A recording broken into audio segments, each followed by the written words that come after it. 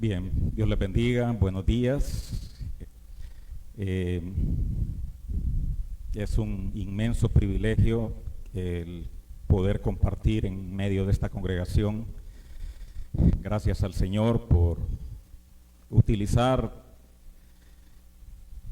instrumentos que fuimos viles y que Él en su gracia y en su misericordia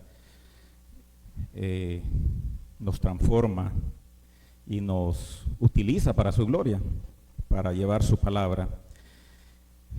Vamos a hacer una pausa. El pastor Leo ha estado llevando el estudio de la Carta de Santiago, pero bueno, él está ahora en el Pacayal, creo, y así que vamos a hacer una pausa del estudio de Santiago y vamos a tener un estudio en otra parte de la Escritura. Antes de comenzar, quisiera que oráramos y que pidiéramos la dirección de nuestro Señor en este mensaje. Inclinen su rostro y oremos.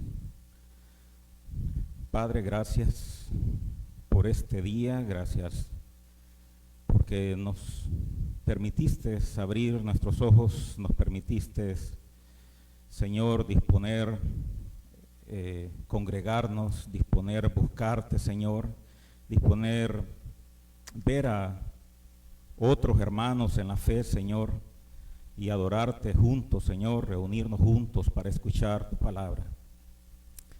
Gracias, Señor, por tu inmensa bondad, inmensa misericordia. Si no fuera por la obra de Cristo en la cruz, no podríamos, mi Dios, llamarte Padre. Y venir ante ti, Señor, y directamente acudir a ti, Señor, para traer nuestras gratitudes, Señor, y nuestras preocupaciones y angustias, mi Dios. Pero aquí estamos, Señor, buscándote. Y rogamos, Padre, que quites toda distracción de nuestra mente, cualquier problema, Señor, en el que estemos pensando para el día de mañana que comienza otra jornada de trabajo, cosas pendientes en la casa, mi Dios. Deje que nada de eso, Señor, problemas, interrumpa nuestra comunión contigo. En Cristo Jesús, mi Dios, ruego también que dirijas, Señor, mi mente, dirijas mis palabras para que hable solo lo que tú quieres que hable, conforme a tu verdad en tu palabra. En Cristo Jesús pedimos todo esto. Amén.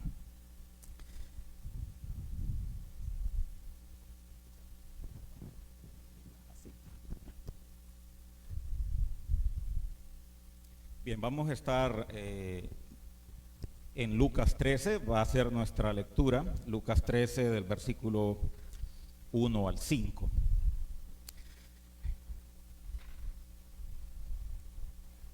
Antes de tener la lectura ahí, ustedes se van, o no sé si ya han leído antes esta porción de la palabra, van a ver que las palabras de nuestro Señor, mientras estuvo en la tierra, encarnado, caminando, ¿verdad?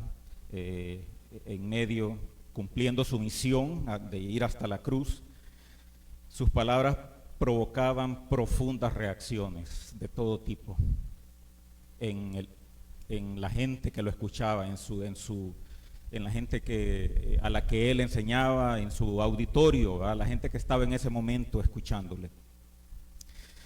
Y algunas de esas palabras, ustedes si han leído la Biblia, han leído los evangelios, pueden ver que algunas palabras eran de consuelo, algunas palabras eran de esperanza, algunas palabras eran duras, algunas palabras confrontaban, ¿verdad?, sobre todo a la hipocresía de los líderes religiosos. Creo que las palabras más duras que se escuchan del Señor en los evangelios, dirigiéndose a los líderes religiosos y cómo ellos, ciegos, ¿verdad?, guiaban al pueblo que necesitaba guía, y ciegos guiando ciegos, ¿verdad? Y él hablaba, ¿verdad?, palabras fuertes que les ofendían, Y aún ahora, ¿verdad? Su palabra, el Señor en su amor y providencia la dejó escrita en la Biblia, y nosotros ahora podemos ver parte de esas palabras, de esos discursos, de esa enseñanza que el Señor daba. Y aún a nosotros nos dejan asombrados ciertas palabras del Señor y nos dejan pensando. Yo creo que todo el que ha estudiado la Biblia tiene algunas palabras del Señor que le causan algún asombro. Señor, ¿por qué dices esto? ¿O por qué quieres decir aquí? ¿O esto está confrontando mi vida, ¿verdad? En lo que tú, Señor, estás enseñando en esta palabra. Y hay varios pasajes en la Escritura donde se miran ejemplos de esta situación, cómo la gente se incomodaba o cómo la gente se asombraba con las palabras de nuestro Señor. En Juan 7:46, este evento, si ustedes no lo han leído, el Señor estaba en la fiesta de los tabernáculos en Jerusalén, y Él estaba enseñando, haciendo unas declaraciones, y los principales, cuando escucharon lo que el Señor estaba enseñando, mandaron a los alguaciles a prenderlo, a arrestarlo, ¿verdad? Y los que conocen la historia recuerdan qué pasó. Los alguaciles regresaron con el Señor a donde los líderes religiosos, ¿no? Regresaron con las manos vacías. ¿Y qué fue lo que dijeron los alguaciles? Jamás hombre alguno ha hablado como este hombre habla. O sea, iban a arrestarlo y no pudieron, quedaron asombrados de lo que él estaba. Cuando llegaron, me imagino que llegaron y el Señor estaba en medio hablando, y ellos escucharon el mensaje y los impactó y regresaron, ¿verdad?, asombrados con las palabras del Señor. Mateo 7:29 es otro evento, ¿verdad?, otro relato, y que está en los demás evangelios también, donde dice, creo que en este caso él estaba en Galilea, en Capernaum, y estaba enseñando en la sinagoga. Y dice que la gente se maravillaba porque enseñaba como que tenía autoridad, con autoridad. No dice como los escribas. Entonces se maravillaban porque enseñaba con autoridad. La pregunta es, si nosotros hubiéramos estado ahí, ¿cómo hubiéramos reaccionado a escuchar una enseñanza de nuestro Señor como la que vamos a ver? Posiblemente no dormiríamos analizando, ¿verdad? Aparte de verle, ¿verdad? Porque de ver la autoridad con la que enseñaba, de ver, no era un hombre, escucharle hablar no era como hablar a cualquier persona, ¿verdad? A veces, tal vez a ustedes se les viene a su mente que escuchamos, hay ciertos maestros, hay cierta gente que maneja temas y en las cuales es hasta agradable estar escuchando, ¿verdad? Y estar escuchando, aprendiendo de ellos. Ahora imagínense estar escuchando a Dios mismo. Imagínense estar aprendiendo y escuchando la voz de Dios mismo. No dormiríamos. Nos llevaríamos eso a la cama y estaríamos dándole vuelta a lo que el Señor nos enseñó. Y este pasaje está relacionado con las calamidades. Y estamos en un tiempo, leía esta semana una noticia que un artículo era, estamos ya a 3 años, casi exactamente creo, ya los cumplimos, en que se declaró pandemia. Estamos a 3 años de que se declaró pandemia el COVID-19. La pregunta es, ¿cómo ha reaccionado el mundo a esto? ¿Qué ha aprendido el mundo? Decía ese artículo. ¿Qué hemos aprendido a 3 años de pandemia? ¿Qué hemos aprendido, amigos, hermanos, con la pandemia? ¿Somos igualitos a antes de que comenzara? ¿Nuestra mente es igual? ¿Pensamos igual después de ver esto? Y fíjense que el mundo sin Dios, el mundo sin Cristo, posiblemente están iguales. De hecho, el artículo se enfocaba en eso. En Eclesiastés, ¿verdad? Salomón dice que no hay nada nuevo debajo del sol. Todo se repite, todo una y otra vez. Estas cosas que estamos pasando, pasaron. Algunos de ustedes saben que hubo una pandemia igualita a inicios del siglo pasado. La gripe española, le decían, ¿verdad?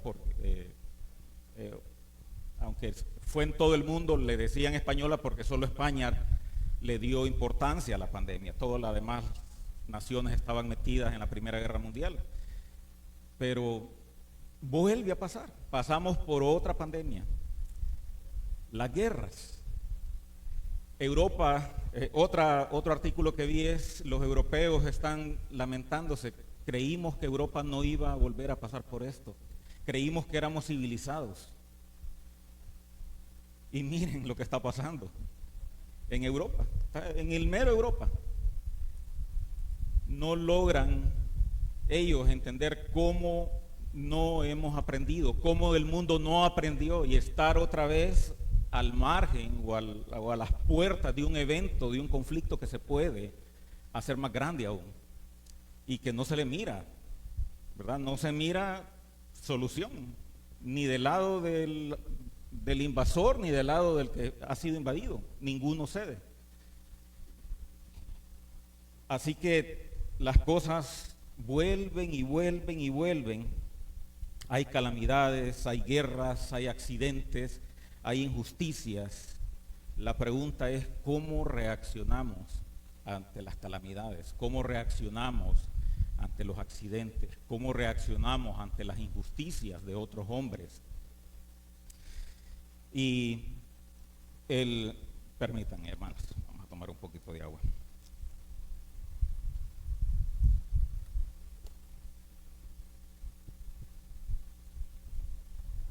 Hay un filósofo escocés del siglo XVIII, David Hume, y él se cree que copió esto de Epicuro, este pensamiento, y lo usan bastante. Epicuro creo que es, ¿verdad? Epicuro creo que se pronuncia. Hay un pensamiento en cuanto al problema de la maldad en el mundo. Y entonces David Hume decía: si Dios es omnipotente y hay maldad en el mundo, entonces quiere decir que Dios es malo, porque no hace nada, ¿verdad? Tiene todo el poder y no hace nada por evitarlo. Si Dios es bueno y no puede contra la maldad, entonces no es omnipotente.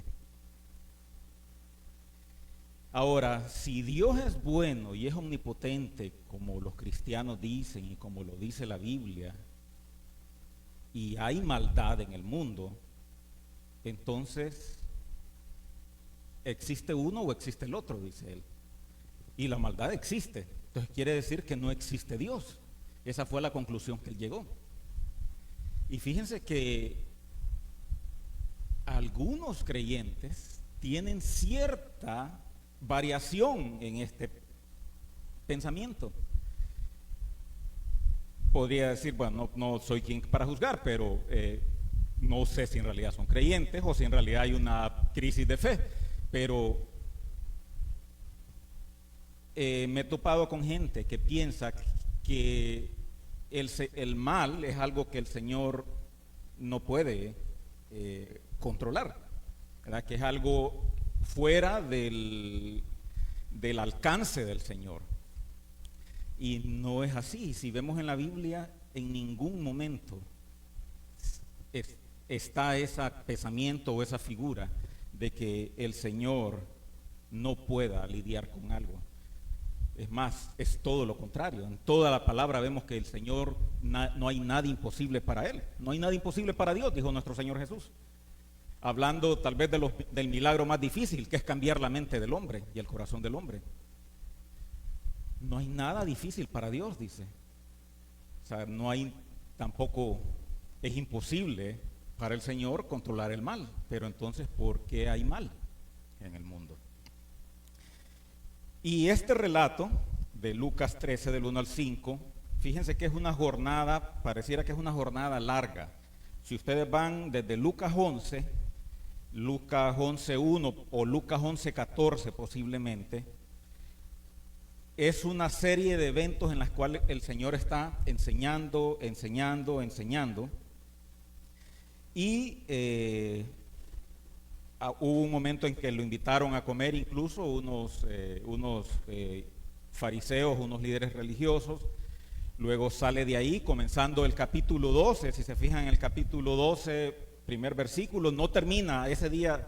Da la escritura, y en este caso Lucas, que es el escritor de este evangelio, no da a entender de que pasó de que hubo un evento que sucediera en otra ocasión o en otro día, sino que desde Lucas 11 todo esto sigue una línea de enseñanza, y en la cual el Señor estaba enseñando sobre distintas cosas, sobre hipocresía, sobre dependencia en el Señor.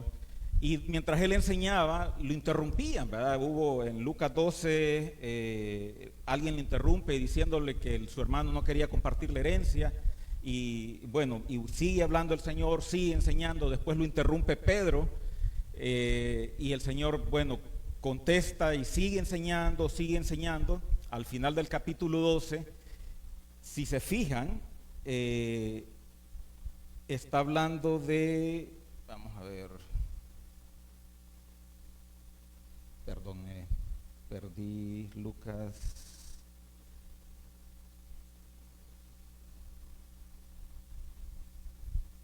12. En los últimos versículos él está hablando cómo discernir el tiempo, y no termina ahí. Dice en el capítulo 13, comienza diciendo, y en esa misma ocasión, o sea que era un continuo flujo de eventos en los cuales el Señor estaba enseñando, y fue interrumpido, le hacían preguntas y él contestaba. Y esta es una de esas interrupciones, de esa jornada de enseñanza del Señor en el capítulo 13. En esa misma ocasión, había allí algunos que le contaron acerca de los galileos, cuya sangre Pilato había mezclado con la de sus sacrificios.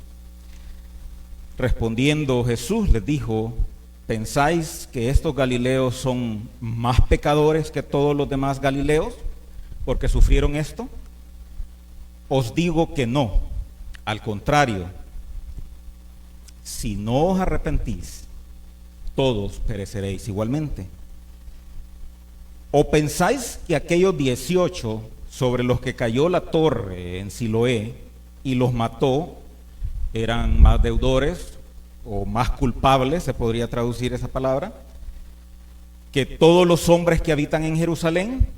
Os digo que no, al contrario, si no os arrepentís, todos pereceréis igualmente. Ahora, esta es una respuesta que ellos esperaban, no es una respuesta agradable. Y las implicaciones de este pasaje, mis queridos amigos y hermanos, son grandes e importantes, porque nos dicen en realidad cómo es el mundo. Nos dicen en realidad por qué hay maldad en el mundo, y no que el mundo funciona como yo pienso que debe funcionar. El ser humano por naturaleza piensa que tiene derecho a muchas cosas. Y si ustedes se fijan en la Biblia y han leído la Biblia de inicio a fin, se van a dar cuenta que el protagonista principal de la historia universal es Dios. Él es el protagonista. Dios Padre, Dios Hijo y Dios Espíritu. De inicio a fin, comienza con Dios y termina con Dios. Nosotros, la humanidad, somos secundarios, o somos somos actores de fondo, ¿verdad? Que están ahí atrás, ¿verdad? Que solo para hacer bulto, que se mire. El protagonista es Dios. El mundo, la historia, el universo no gira alrededor del hombre. El universo gira alrededor de Dios, que es el ser más digno y más majestuoso que existe, y existe por sí mismo.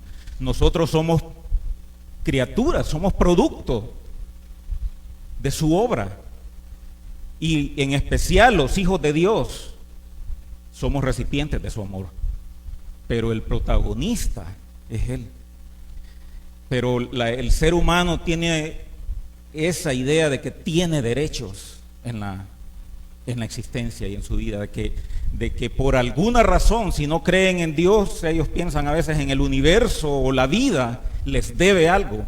La vida tiene que funcionar bien para ellos. Ese es el pensamiento natural de toda la gente. Pero un pasaje como este que estamos viendo aquí en Lucas 13, 1-5, nos bota esos sueños, nos bota como castillo de naipes esas ideas preconcebidas, nos mueve el terreno, tiembla. El mundo no es como yo creo que es. ¿Por qué el Señor no me contestó como yo pensé que debería contestar? Esta gente, ¿qué pasó por su cabeza cuando el Señor contesta esto? ¿Por qué contesta así el Señor? Y vamos a ir entonces versículo a versículo para ver qué nos enseña el Señor en este pasaje. Entonces, en el versículo 1, como les dije, el Señor fue interrumpido y le traen algo, posiblemente una noticia que estaba fresca, ¿verdad? Es una noticia que había pasado quizás meses antes o años antes, porque ¿quién la cometió? Dice ahí, Pilato. Pilato, dice la historia, que fue asignado por el Imperio Romano para gobernar en la provincia de Judea e Idumea. Para darles un poquito de contexto, toda esa zona de Palestina, los romanos la dividieron en cuatro regiones para gobernar. Una era Judea e Idumea, donde estaba Jerusalén, estaba Perea, estaba Galilea y estaba, ya se me olvida el nombre de la otra zona, que está un poquito más al norte de Perea, al otro lado del Jordán. Y a las otras zonas el Imperio Romano le había permitido a los gobernantes, estos que se llamaban Herodes, gobernar esos lugares, ¿verdad? Tanto Herodes el Grande, ¿verdad?, que fue cuando nació nuestro Señor, de ahí les heredaba el nombre, ¿verdad?, los que seguían, y habían en tiempo de Pilato, gobernaba en Galilea Herodes Antipas, si no me equivoco, era un hijo de Herodes. Y en el otro era Felipe el tetrarca, le decían. Pero en esta estaba Poncio Pilato y gobernó, dice la historia, desde el año 26 al 36. Entonces, como ustedes se fijan, coincide con los últimos años del Señor aquí en nuestra tierra, ¿verdad? De hecho, Él dio el visto bueno para que lo crucificaran. Así que si esto está pasando y lo están comentando, es porque era un evento fresco, todavía estaba en la mente de la gente, ¿verdad? Señor, pasó esto, ¿verdad? Con estos galileos que vinieron desde el norte, vinieron al templo, y ahí mismo en el templo, con los sacrificios de los animales que ellos estaban ofrendando y presentando al Señor, su misma sangre, ¿verdad?, los masacró. Bueno, no Pilato exactamente, pero por órdenes de Pilato los soldados romanos fueron y los asesinaron, ¿verdad? De tal forma que la misma sangre de esta gente se mezcló con la de los animales que ellos mismos habían traído para sacrificar. Algunos piensan que esta fue para que haya sucedido así, posiblemente haya habido una insurrección, ¿verdad?, de parte de los galileos, y se hayan querido de alguna forma refugiar en el templo, esconder en el templo, pensando que hasta ahí no iban a atreverse a irlo a buscar y a sacar. Eso es lo que algunos piensan. Bien parecido, no sé si recuerdan ahorita que estamos haciendo las lecturas al inicio del servicio, vamos por Primera Reyes, no sé si recuerdan que leímos de que Adonías, ¿verdad?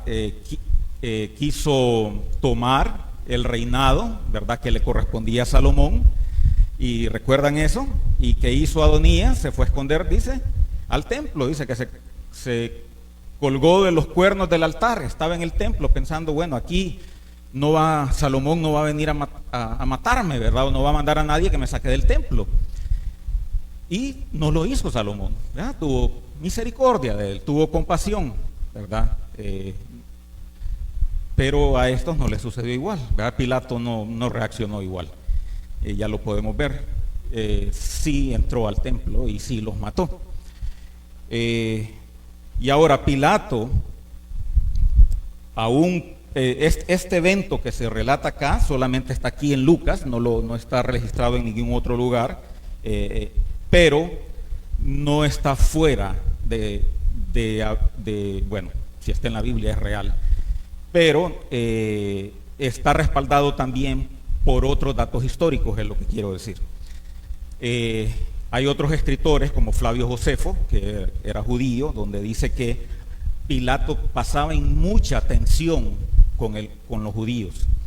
De hecho, hubo una vez que tomó las ofrendas del templo para construir un acueducto. Eso creo que lo relata Flavio Josefo. Y esto provocó un malestar en el pueblo, en los judíos, ¿verdad? Y él una vez paseándose se armó una revuelta y pues él mandó a aplacar la revuelta, ¿verdad? Mandó a sus antimotines y fue tan severa y tan violenta la revuelta que mucha gente murió a causa de los golpes de los soldados romanos. Y esto está documentado históricamente, así que no está, ¿verdad? O sea, respalda la historia este evento que está aquí en Lucas y que no se encuentra en otra literatura. Entonces el Señor viene y le trae en esta historia. Él responde en el versículo 2, y después de que responde en el versículo 2 y en el 3, viene y él trae otro incidente. Ahora, es él el que trae el incidente. Y este evento también estaba en la mente de las personas de Jerusalén. Nada más que en este caso parece que fue un accidente, accidente entre comillas, porque el Señor nos dice la palabra, está en control de todo. Está en control de todo, no hay accidentes, no hay azar, no hay suerte en la Biblia. Todo está controlado minuciosamente por nuestro Señor. Y este evento seguramente el Señor lo trae porque los judíos de Jerusalén, los habitantes de Jerusalén, tenían o miraban de menos a sus paisanos de más del norte, de Galilea. Los consideraban tal vez campesinos, ¿verdad? Los consideraban tal vez menos educados. Y esto podemos verlo si ustedes se van a Juan 7, 50 al 52. En este evento vemos cómo se expresan ellos de los galileos.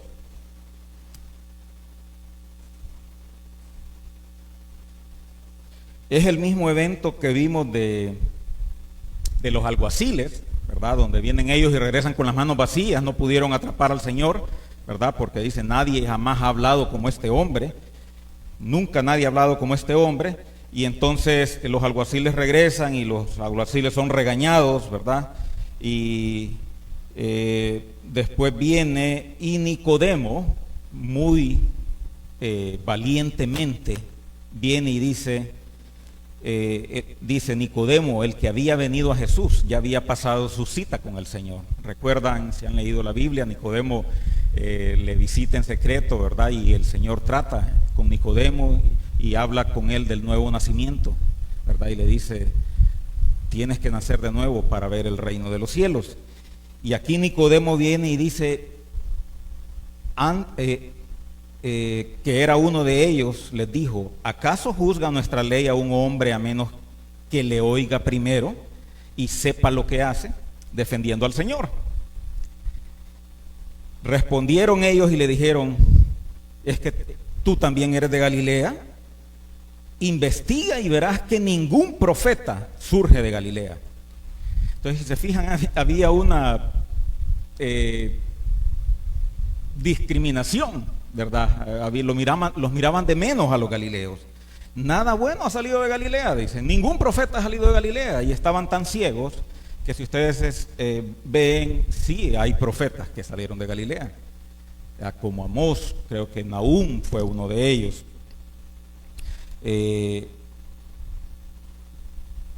Y el Señor viene, entonces toca este tema y les dice: ¿o pensáis que aquellos 18 sobre los que cayó la torre en Siloé y los mató eran más deudores que todos los hombres que habitan en Jerusalén?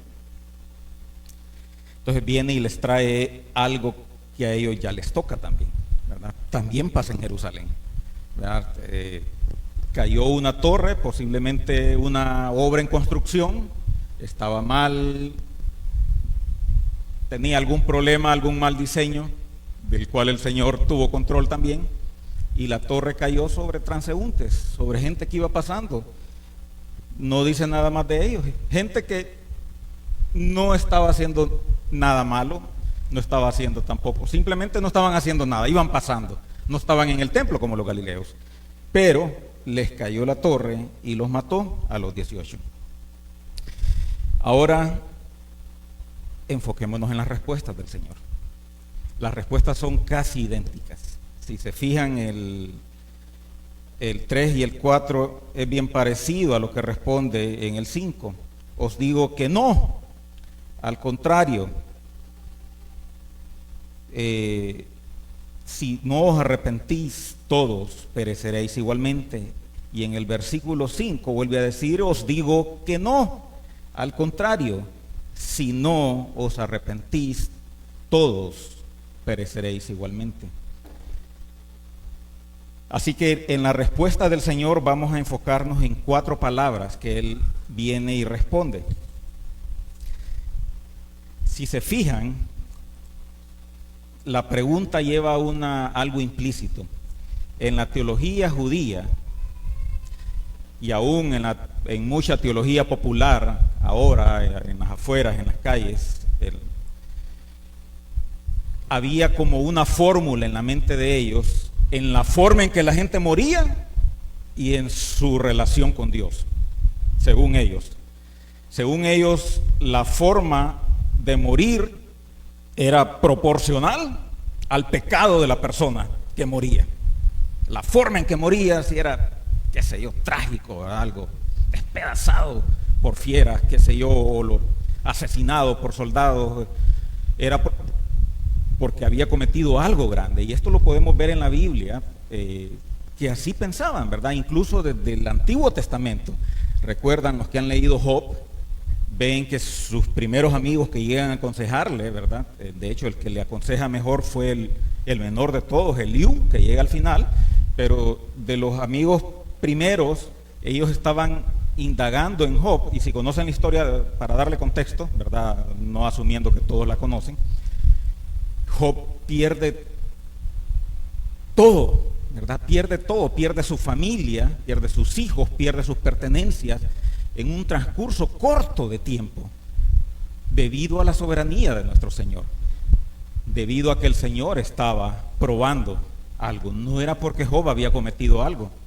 De hecho, el Señor viene y le trae a Satanás y le dice: ¿has visto a mi siervo Job? Y bueno, Satanás viene y le dice: pero porque lo tienes consentido, prácticamente le dice, ¿verdad? Le has puesto cerco para que no le pase nada. Por eso es que Job no te obedece, ¿verdad? Y te sigue. Entonces viene el Señor y le permite, en su soberanía, le permite que Satanás toque a Job, pero que no toque su vida. Y pasan calamidades, calamidades, calamidades, y entonces los amigos de Job dicen: Job, ¿qué pecado tuviste que haber cometido, ¿verdad? Para que te pase todo esto? ¿Ah? Tienes lepra, mírate cómo estás, ¿verdad? En el suelo. Su esposa misma le dijo, maldice a Dios y muérete, le dijo su esposa. Ya. Pero Job no pecó en esto, ¿verdad? Y al final vemos cómo al final fue misericordia del Señor. Porque ¿cuáles fueron, como nos ha dicho nuestro pastor Leo, cuáles fueron las palabras que dijo Job al final de toda esta inmensa prueba? De oídas te había oído, pero ahora mis ojos te ven. Ahora te conozco, Dios. Ahora sé quién eres. Sé que tu misericordia es inmensa. Y el otro ejemplo ya en el Nuevo Testamento es en Juan 9. Aquí había un ciego de nacimiento, si no recuerdan esta historia o no la han leído. Iban pasando y los discípulos le dicen, y el ciego estaba pidiendo limosna, ¿verdad? Era un mendigo. Entonces vienen y le dicen, Señor, deje ese ciego ahí. ¿Quién pecó, Señor? ¿Pecaron sus padres o pecó él? Imagínense ¿cómo se llama? La teología, el pensamiento. O sea, para que este hombre esté así, esta vida tan miserable, tan desdichada, viviendo de la limosna, sin poder ver porque nació ciego, ¿qué pecado habrán cometido sus papás para que haya nacido así? ¿O qué pecado cometió él? ¿Qué les contesta el Señor? Vamos a ese versículo, a ese pasaje, Juan 9. Juan 9. Al pasar Jesús vio a un hombre ciego de nacimiento y sus discípulos le preguntaron diciendo, Rabí, ¿quién pecó, este o sus padres, para que naciera ciego? Jesús respondió, ni este pecó, ni sus padres, sino que está ciego para que las obras de Dios se manifiesten en él. Qué maravilloso. Nació ciego para que un milagro ocurra en él. Nació ciego para este momento. Y si ustedes se van más adelante, es maravilloso lo que sucede con este hombre. Lo empiezan a interrogar, ¿verdad? Para darles un poco de contexto, lo interrogan, le llaman a los papás, ¿verdad? Pues como lo había sanado el Señor y querían averiguar quién lo hizo, los fariseos, ¿verdad? ¿Quién te curó? O sea, imagínense qué maldad. O sea, es ciego de nacimiento. ¿Por qué nos enfocan en eso? ¿Cómo es posible que esté viendo este hombre? No, ¿quién te sanó? ¿Por qué te sanó?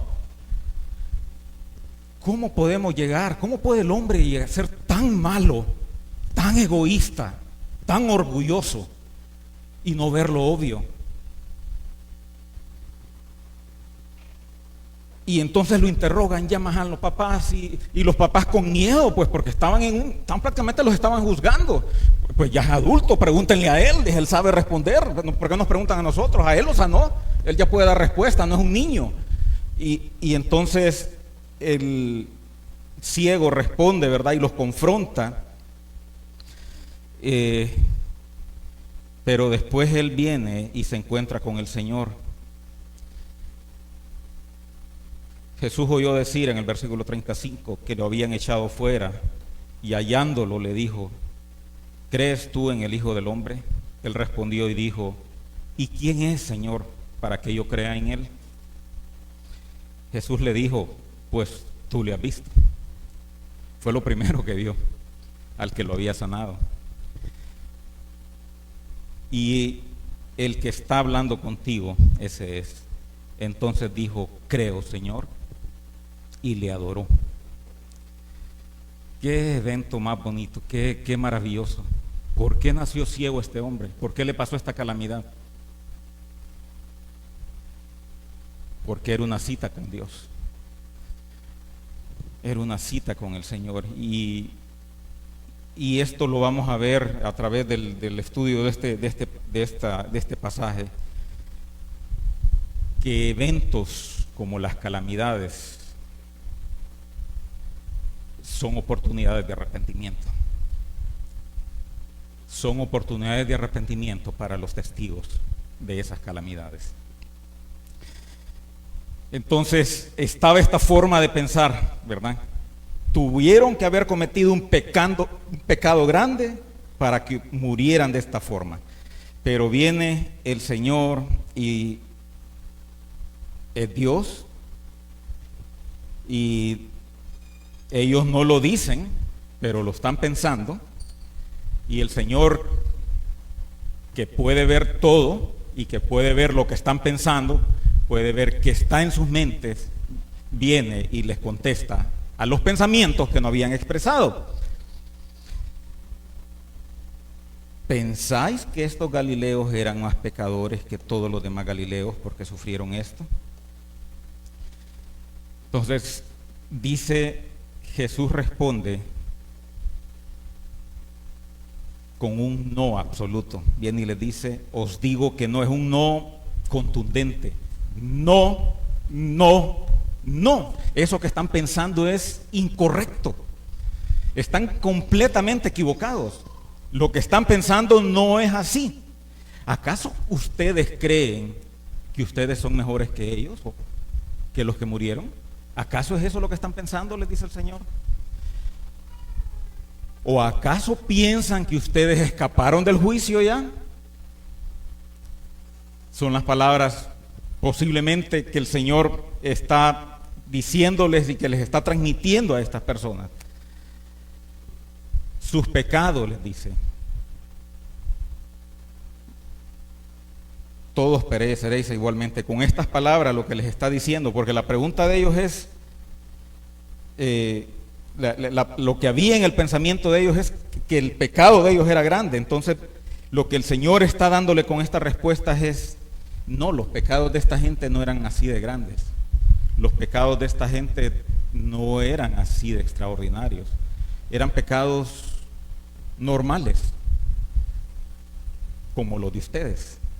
Eran pecados normalmente u ordinariamente horribles, como los de ustedes. Eso es lo que el Señor viene y les está diciendo. Son pecados horribles, como los de todos. Como los de todos. No piensen en los galileos. Por eso viene y después les dice lo que pasa en Jerusalén. Todos están en la misma situación. Todos, galileos, samaritanos, que ustedes los desprecian tanto, griegos, romanos, judíos, todos están en la misma situación. Por eso la palabra que está en la misma respuesta que el Señor les da en ambas situaciones es: todos pereceréis igualmente, incluidos ustedes. Y eso fue de gran sorpresa para ellos, no se lo esperaban. Ustedes también. Ustedes piensan que son mejores que ellos que murieron. Están preguntándose lo incorrecto. Se están haciendo la pregunta incorrecta. Deberían preguntarse, ¿por qué estoy vivo? Todas esas, si se fijan, todos esos pensamientos están implícitos en lo que el Señor les contesta. Ustedes están preguntando, ¿qué pecado cometieron para que hayan muerto así? No, pregúntense, ¿por qué están vivos ustedes todavía? Esa es la pregunta que se tienen que hacer. Es más, el mundo tendría que preguntarse, ¿por qué no hay calamidades más frecuentes? Y es que la Biblia nos dice que no hay ningún hombre inocente. Todos, dice Romanos 3, 10 al 11 y Romanos 3, 23, porque no hay justo ni aún uno. No hay nadie que busque a Dios. No hay ninguno que le busque. Por cuanto todos pecaron, están destituidos de la gloria de Dios. Esa es la verdad. Esa es la verdad del ser humano, la verdad triste del ser humano. Y como el himno que cantábamos acá con nuestro hermano Daniel, hay un gran abismo, hay una gran separación entre Dios y el hombre. Dios es santo, santo, santo. 3 veces santo. Es el único atributo del Señor en la Biblia que ustedes miran, que se repite 3 veces. Santo, santo, santo. No tolera el pecado. ¿Y cuál es el problema del hombre? Que somos pecadores, pecadores, pecadores. Qué problema más grande, ¿verdad? Qué situación más complicada en la que está la humanidad. Así que eso es lo que el Señor les está diciendo. La pregunta no es ¿por qué pasan estas cosas? La pregunta es ¿por qué no pasan más a menudo? La pregunta es ¿por qué el hombre sigue viviendo? ¿Por qué el hombre perverso, por qué el hombre impío disfruta la vida en muchos casos? ¿Por qué a algunos les va bien? ¿Por qué el impío, aún con el mismo aliento que Dios le da, con el mismo aliento de vida que el Creador le da, blasfema contra el Señor? Entonces, y sí, también está implícito aquí que las calamidades le pueden suceder a cualquier persona. El Señor tampoco viene y quita esa posibilidad, ¿verdad? Y nosotros estamos conscientes de eso. Nosotros vemos que las cosas malas, ¿verdad? Accidentes, enfermedades, injusticias le pasan tanto a hombres buenos como a hombres justos, a hijos de Dios. Y eso está también en la Biblia.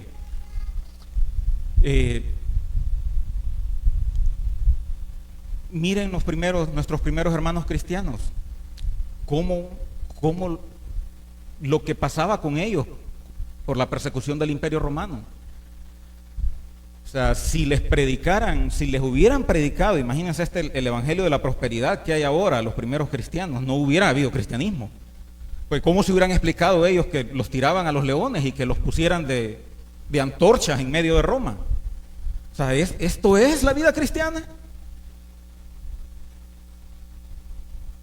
Entonces, no, ¿verdad? Tanto las cosas, es un mundo caído por culpa del hombre, es un mundo caído por el mismo pecado del hombre. Y nos dice Romanos 8:20 que el Señor sometió a maldición a toda la creación por culpa del hombre también.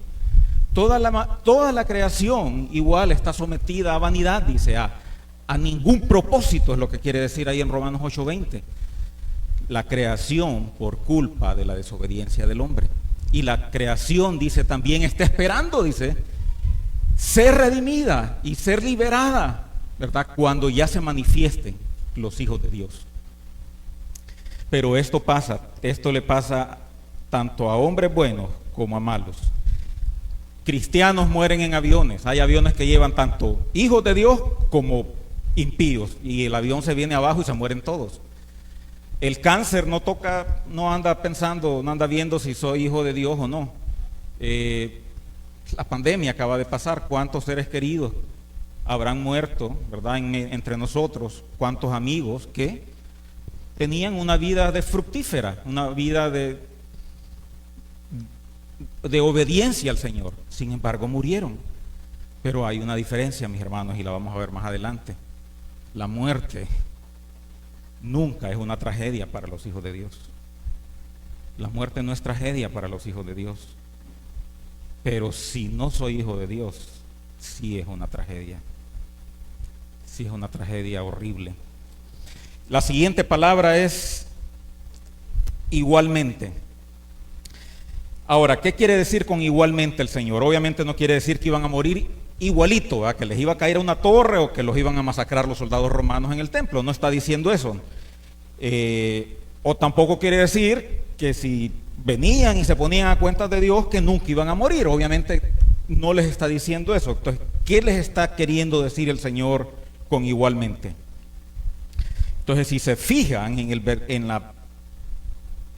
el capítulo anterior, en los últimos versículos, está relacionado. Es más, la pregunta del versículo 1 del capítulo 13 puede haber surgido por lo que el Señor les está comentando en esos últimos versículos, donde está hablando de juicio, donde viene y les dice, ¿por qué no?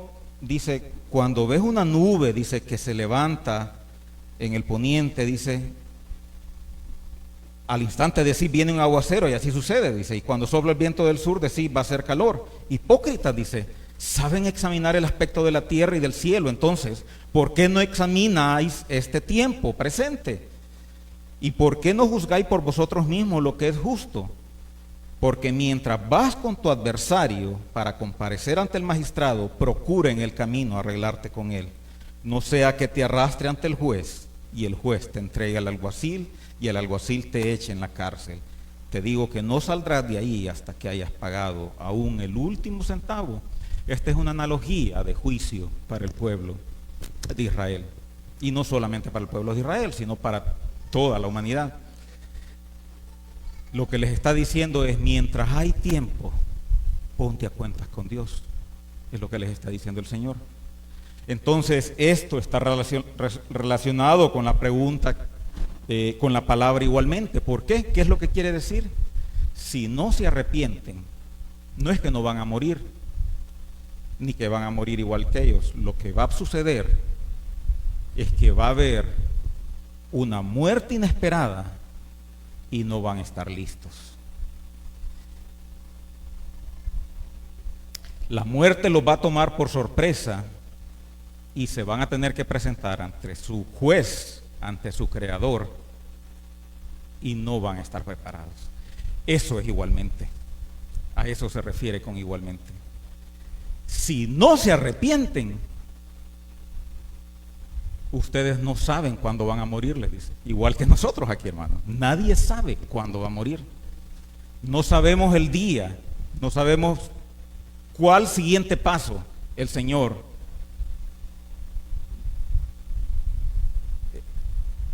permita que muramos. Para los que son hijos de Dios, pues que lo llame a su presencia, y los que no, a una situación difícil. Así que el problema, les dicen, no es cómo van a morir. No se preocupen de qué van a morir o cómo van a morir. El problema es que no saben cuándo van a morir y no están listos. Ese es el verdadero problema. Tienen que estar a cuentas con el juez. Está relacionada la respuesta del Señor con lo que viene del capítulo anterior, de los últimos versículos del capítulo anterior. El problema es no estar preparado para ese momento. Y después viene, y la otra palabra que está aquí es perecer. Perecer viene, está traduciendo ahí una palabra en griego que es apolumi. Y que está en la escritura se usa ya sea para muerte física, pero en muchos lugares se usa también como perdición o como destrucción. Si ustedes, por ejemplo, miran Juan 3:16, ¿quiénes saben de memoria Juan 3:16? Porque de tal manera amó Dios al mundo que ha dado a su Hijo unigénito para que todo aquel que en Él crea no se apolumi, mas tenga vida eterna. Para que todo aquel que en Él crea no se pierda. Ese apolumi esa es la misma palabra que están traduciendo aquí como perecer. Y se usa en varios versículos a través del Nuevo Testamento en ese sentido, en perecer, en ser destruido. El otro, un versículo más, por ejemplo, Juan 10:28, si lo pueden ver ahí cerquita, hay muchos más, pero solo vamos a ver estos dos por tiempo. Juan 10:28.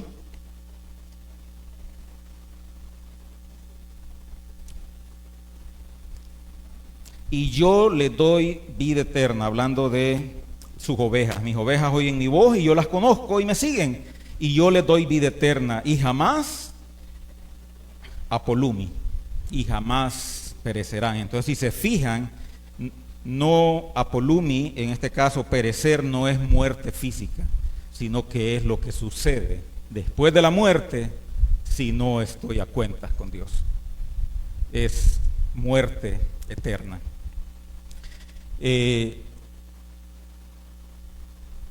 Ahora, para el Hijo de Dios, como les decía anteriormente, la muerte física ya no tiene ningún poder. En 1 Corintios 15, 54, el apóstol Pablo viene y hablando de la resurrección, da gran esperanza, ¿verdad? Hay palabras de esperanza para los creyentes, porque 1 Corintios 15, 53,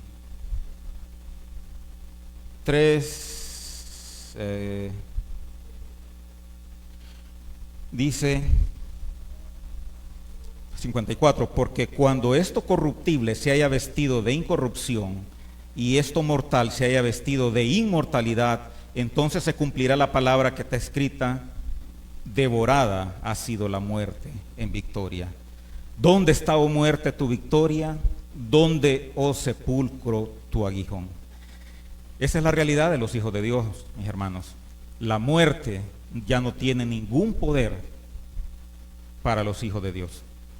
Y Pablo viene y en estas palabras prácticamente es como una burla a la muerte. La muerte ha sido derrotada. Y esto gracias a la obra de nuestro Señor Jesucristo, que resucitó, y que porque Él vive, nosotros también vamos a resucitar y vamos a vivir. Y debido a que Él derrotó el pecado, también nosotros tenemos salvación y vida eterna. Entonces, al ver esta palabra perecer, vemos que como no tengo control de mi muerte, tengo que apresurarme y averiguar qué es lo que el juez demanda para estar en paz con Él, para conseguir perdón, para conseguir redención y salvación. La única forma de estar preparado para ese evento con el juez es la cuarta palabra. ¿Y esa cuarta palabra cuál es? Está en ambos versículos de Lucas: arrepentirse. Si no os arrepentís, todos pereceréis igualmente. Y se lo vuelve a decir después: si no os arrepentís, pereceréis igualmente. Ahora, los judíos pensaban: nosotros somos el pueblo de Dios, ¿de qué tenemos que arrepentirnos? Y esta era de las cosas con las que el Señor, ¿verdad?, trataba y lidiaba y les hacía ver, porque eran prácticamente, el pueblo se había convertido hipócrita, igual que sus líderes, habían aprendido bien de los líderes. Y ellos pensaban que no tenían nada de qué arrepentirse. Y la palabra de Dios nos dice que arrepentirse, mis hermanos, la palabra es un tema bastante importante que está a través de toda la Escritura también, el arrepentimiento. Y la palabra griega para esto es metanoia, para los que no han escuchado antes, es un cambio de mente, es un cambio en la forma de pensar, es un cambio de conducta, es un cambio en el cual hay un antes y hay un después. Si iba para acá, cambio de dirección completamente. Si mi vida iba en esta dirección y me arrepiento, ahora va en la dirección contraria. Eso es arrepentirme. Arrepentirme es creerle a Dios que soy pecador y que Él es santo. Y que no hay absolutamente nada, no tengo ninguna posibilidad en mis fuerzas, en mis obras, en la cual yo pueda satisfacer la justicia de Dios y mi deuda de pecado con Él. Es creerle a Dios. ¿Qué es arrepentimiento? Es creerle a Dios que hay más gozo en obedecerle y en mi comunión con Él que en el pecado. Eso es arrepentimiento. Gozarme más en mi relación con Dios y en obedecerle que en el pecado. El Hijo de Dios que ha sido transformado, porque al final el arrepentimiento está ligado, no es lo mismo que la fe, pero está ligado. El arrepentimiento surge cuando el Espíritu Santo obra, como dijo el Señor cuando prometió el Consolador va a convencer, ¿dice de qué? Va a convencer de pecado. Cuando el Señor obra en mí, yo estoy de acuerdo, sí, Señor, mi vida no va de acuerdo a lo que tú dices. Y surge un cambio y veo todo, y le creo a Él, por eso está unido con la fe. Y le creo a Él y veo que Él es la única opción que tengo. Es mi única salida, es mi única salvación a través de la obra de Cristo en la cruz. Él es el único que pudo satisfacer la demanda del Señor, y que por una inmensa gracia y el inmenso amor del Señor, Él hizo una transacción. Y la justicia perfecta, la vida perfecta de Cristo fue imputada en aquellos que creen en Él y se arrepienten. Y la vida pecaminosa nuestra, la vida miserable, la vida avergonzante, Cristo la pagó en la cruz. Eso es arrepentimiento. Y permítanme unos 10 minutos, mis hermanos, ya vamos a terminar. Lucas da un ejemplo de arrepentirse. Lucas 11:32 viene y habla de lo que pasó en Nínive. ¿Y qué pasó en Nínive? Jonás predicó y la gente, si se van a Jonás 3:5, por favor. Jonás 3:5.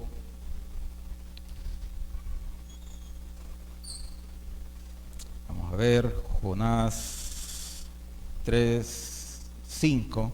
Y los habitantes de Nínive, ¿qué dice? Creyeron en Dios y proclamaron ayuno y se vistieron de cilicio desde el mayor hasta el menor de ellos. Si se fijan, le creyeron a Dios, creyeron que el mensaje de Jonás era cierto, arrepiéntanse, era lo que decía Jonás, y le creyeron al Señor. Y miren esa acción, se vistieron desde cilicio del mayor hasta el menor. Vestirse de cilicio en la antigüedad era un símbolo de angustia, de lamento, ¿verdad? Y eso debe pasar en la vida de aquel que es hijo de Dios. Mi vida pasada y mis pecados que aún cometo, ¿verdad? Y con los cuales yo estoy luchando, deben ser causa de lamento en mi vida. Y deben ser no deben ser causa de alegría. El Hijo de Dios no debe en ningún momento satisfacerse en el pecado, sino que aunque peque, regresar al Señor. Y esta es la actitud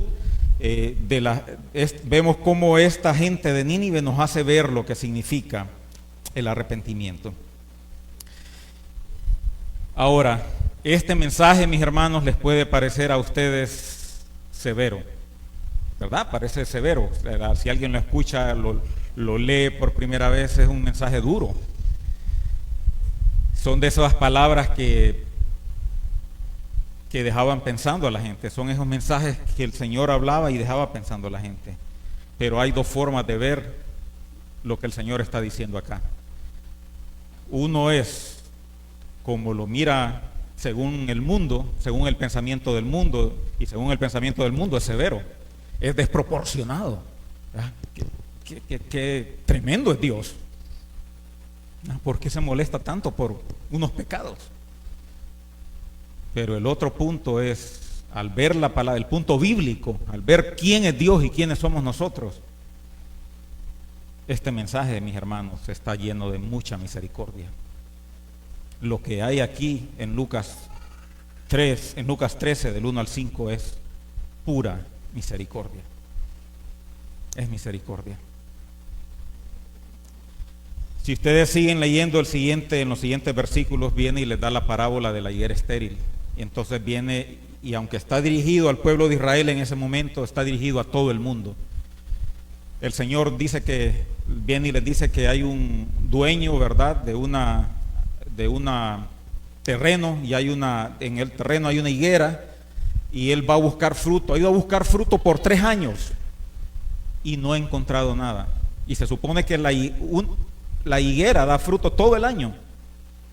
Es un árbol que da sombra y da fruto, y no está dando fruto. Entonces le dice, córtalo. Y el que trabaja con él, el sembrador, viene y le pide todavía más tiempo. Lo voy a abonar y veamos, dice, si todavía da fruto, y si no, pues lo cortas. Lo que nos está diciendo el Señor aquí, mis hermanos, es que toda la humanidad está viviendo tiempo prestado. como la higuera. Esa higuera ya no debería estar ahí. Esa higuera la tuvieron que haber cortado desde el primer año. Pero el Señor le está dando todavía un año más. No sé cuántos hay aquí en este momento que han escuchado el Evangelio a través de un púlpito, a través de la radio, a través de televisión, y todavía no han rendido su vida a Cristo. ¿Cuánto tiempo extra crees que el Señor te va a dar?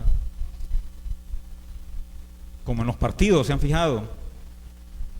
El tiempo extra que está ahí, y a qué hora es el árbitro, ahí está viendo los jugadores con el árbitro, a qué hora se lleva el silbato a la boca, y el equipo que quiere empatar, están queriendo que no se acabe, pero el que está ganando quieren que ya se acabe, pero el asunto es un tiempo extra.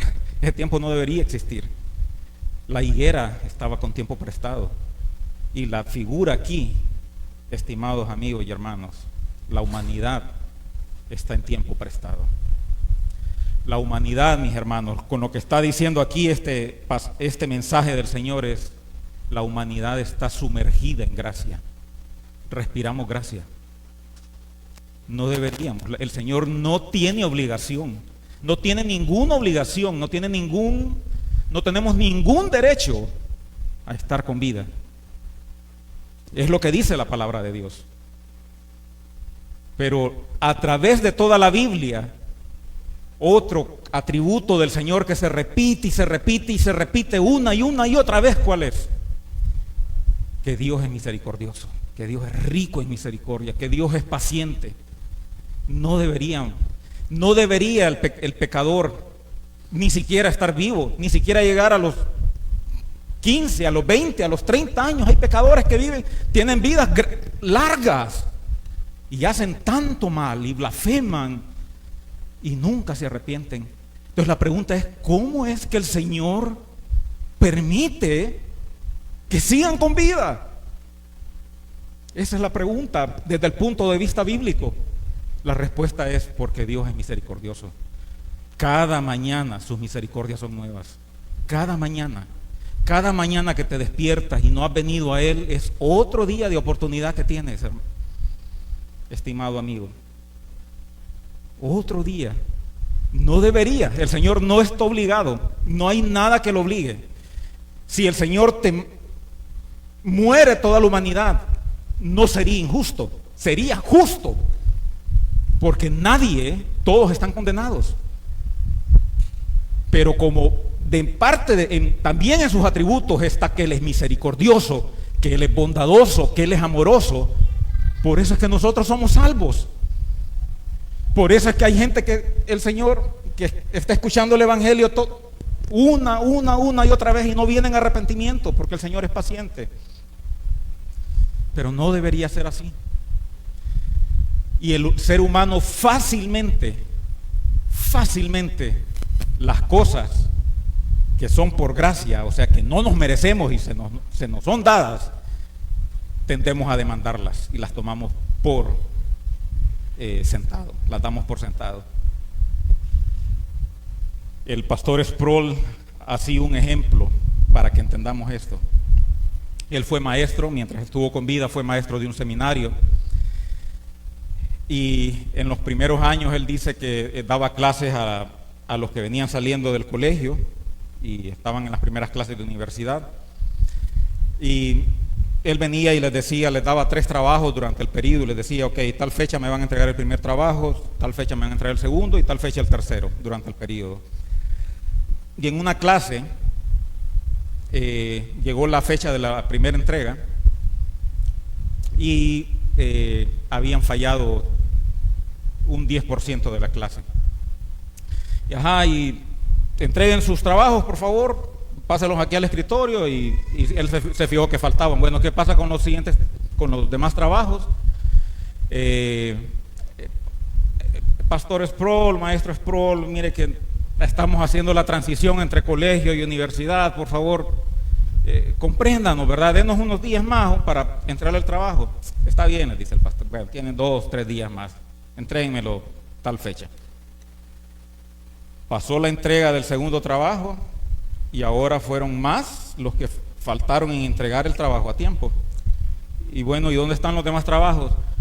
El maestro, fíjese que es que las otras clases también están pidiendo trabajos, ¿verdad? Y estamos llenos de trabajos, así que ¿por qué no nos da más días para entregar el informe o la tarea? Oh, está bien, les dice. Pueden entregármela dentro de 3 días. En el último trabajo, el último que tenían que entregar, viene y igual, ya eran más los que faltaban. ¿Dónde están los demás trabajos? Dice el pastor Sproul. Vamos, entonces se levantó uno allí, ¿verdad? Y dijo, maestro Sproul, tranquilo, le dice. ¿Cómo que tranquilo? Le dice, se supone que deberían entregarme el trabajo. Sí, dije, pero de todos modos usted nos va a dar otros 3 días más. ¿Cómo? Le dice. Que le voy a dar otros 3 días más. Sí, usted siempre nos da otros 3 días más. Ok. ¿Quién es? Johnson. 0. Eso es injusto, le dijo él. Que es injusto. ¿Quieres justicia, Johnson? Ok. Los trabajos anteriores. Eso es lo que pasa con la humanidad. Demandamos. Según nosotros nos merecemos ciertas cosas y se las demandamos al Señor. Según la humanidad, según la gente. El Señor no le debe misericordia a nadie. La misericordia y la gracia, por eso se llama gracia, porque se le da a alguien que no la merece. Así que, mis hermanos, la próxima vez que algo pase, si soy hijo de Dios, pues debo preguntarme, una calamidad pase, es, Señor, gracias por tu misericordia, gracias por haberme salvado. No sé por qué me salvaste, Señor, pero te lo agradezco. Y como hemos estado estudiando en la carta de Santiago, enfrentar las calamidades y las pruebas con gozo y esperanza, porque al final el Señor tiene control de todo, y para sus hijos las calamidades solamente son para edificarlos más y para glorificar el nombre de Él a través de esas pruebas. Pero por otro lado tenemos al mundo que no conoce a Dios, que lo han escuchado una y otra vez y están en la situación de la higuera, están en la situación del hombre que lo llevan al alguacil, están en la situación de estos que le estaban preguntando al Señor, ¿por qué pecado habrán cometido esos que habrán muerto así? Amigos, familiares que tenemos que ser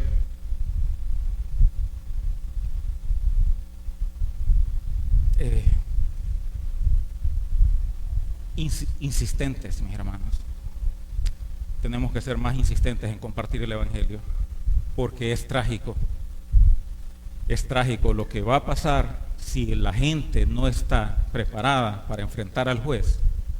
Sí, es una tragedia. Así que oremos al Señor y demos gracias por el mensaje de esta mañana. Padre eterno, alabamos tu nombre y damos gracias, mi Señor, por tu palabra. Sí, Padre, es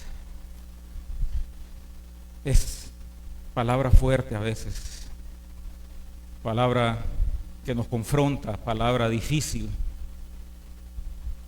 Pero como dijo uno de tus discípulos, cuando algunos te habían abandonado, Señor, y sintieron que tus palabras eran muy fuertes, ahora que te conocemos, mi Señor, ¿a dónde iremos?